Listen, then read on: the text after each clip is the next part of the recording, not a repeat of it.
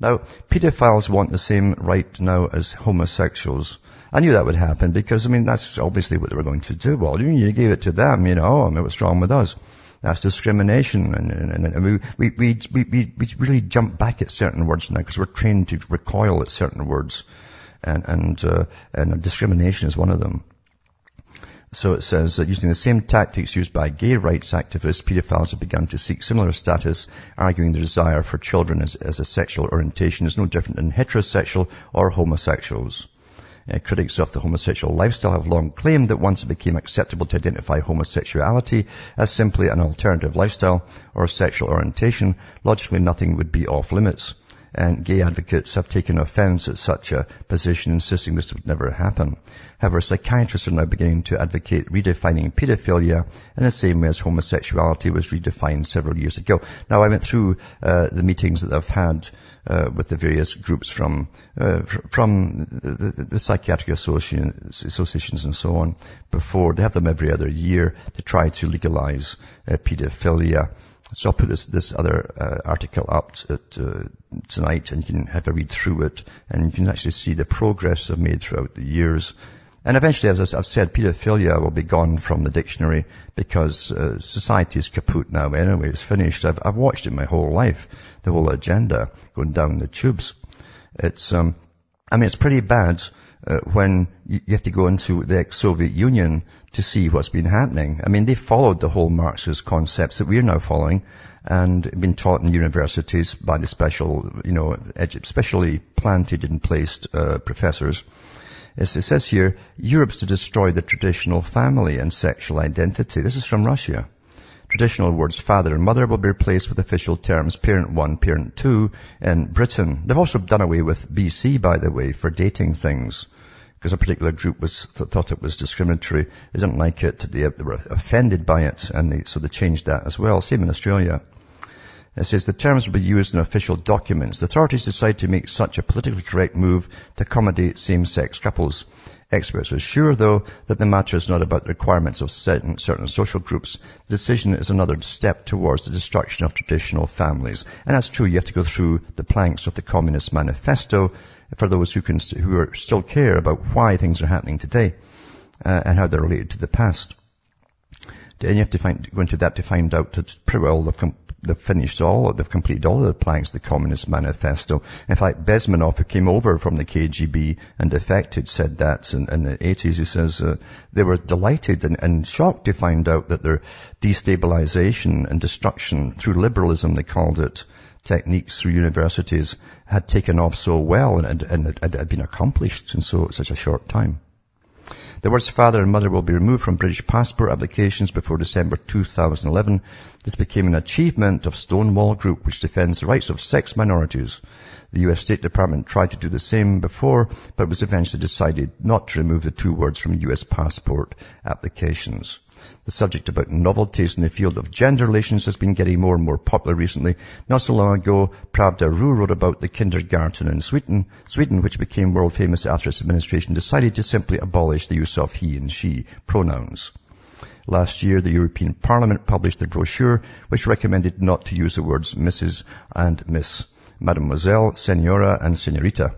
From the point of view of the European Parliament, the use of such words was discriminating against women because it directly indicated their sexual identity. There's an awful lot of women actually like the words because they like their sexual identity. Believe it or not, there are women who actually like their sexual identity. One does not have to be an expert to realize that such novelties in various countries are not just in coincidence. It's a trend, the goal of which is to change the public perception of the role of the sexes in the society. This is Pavel Peventiev, the chairman of the Inter-Regional Public Organization for Family Rights, also shares this point of view. Indeed, this is a serious international trend. It started back in the 70s and the 80s as a powerful movement to defend the rights of sexual minorities.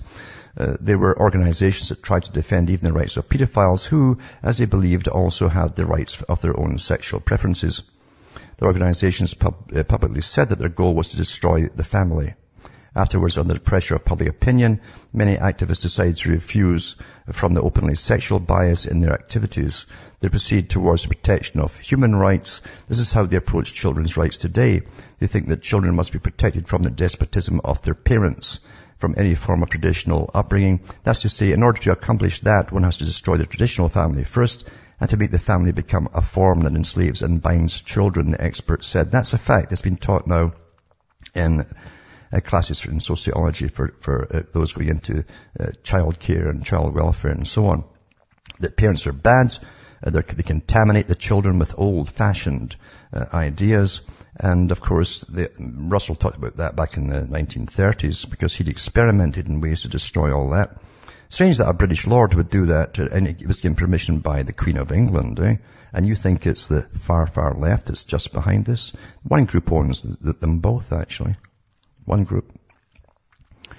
In order to be more efficient, representatives of such movements began to cooperate with large international organizations such as the United Nations and the Council of Europe.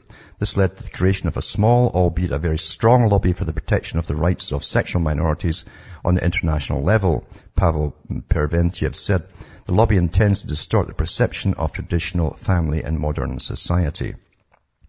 As a result, European officials already try to avoid the use of the word family in top-level international documents. Unless you're talking about the family of nations and stuff like that, that's okay. Instead, they use family in all of its forms expression, which implies all forms of cohabitation. As a matter of fact, they deliberately erode and expand the notion of family. The family as we know it has virtually disappeared from the new term. The lobby prefers to move in small steps. First, they say that one should not discriminate human beings on their gender rights and sexual orientation. It's hard to argue with this indeed. In Russia, there's no discrimination of real human rights on the basis of sexual preference. At the same time, they create special, previously unseen rights and preferences for homosexuals on the international level.